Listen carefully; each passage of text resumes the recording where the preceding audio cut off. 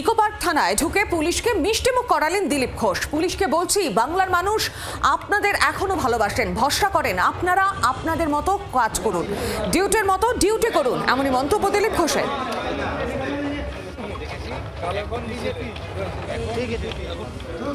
মানুষের পুলিশের উপর ভরসা চলে গেছে।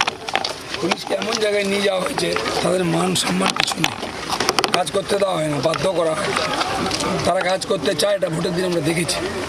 তাই মিষ্টি তো সবাই খাচ্ছি, আমরা পুলিশকেও খাওয়ালাম এবং বললাম নিশ্চিন্ত হয়ে কাজ করুন, জনতা অনুভব করবে পুলিশ আমার সঙ্গে আছে। 5 মিনিট আগেও তিনি ইকোপার্কের গেটে প্রাতঃভ্রমণ সেরে স্বভাবসিদ্ধ ভঙ্গিতে তৃণমূল কংগ্রেসকে হুঁশিয়ারি দিচ্ছিলেন।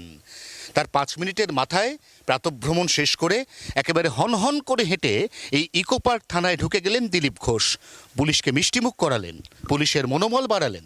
24 ঘন্টাকে দিলীপ ঘোষ জানালেন পুলিশকে তিনি নির্ভীক এবং নিরপেক্ষভাবে কাজ করতে বলেছেন। বিজেপি শাসিত অন্যান্য রাজ্য, উত্তরপ্রদেশ, উত্তরাখণ্ড, বিহার থেকে শুরু করে সেখানে পুলিশ অনেক বেশি স্বনির্ভর এবং স্বতঃস্ফূর্তভাবে কাজ করে। সেখানকার অপরাধীরা পুলিশের নাম শুনলে ভয় কাঁপে, এমনটাই বিজেপির তত্ত্ব। সেই তত্ত্ব এবার পশ্চিমবঙ্গের ক্ষেত্রেও প্রতিফলিত হতে চলেছে, এমন ইঙ্গিত আজই দিয়ে গেলেন দিলীপ ঘোষ। 24 ঘন্টার জন্য ক্যামেরায় নবীনের সঙ্গে অয়ন, কলকাতা।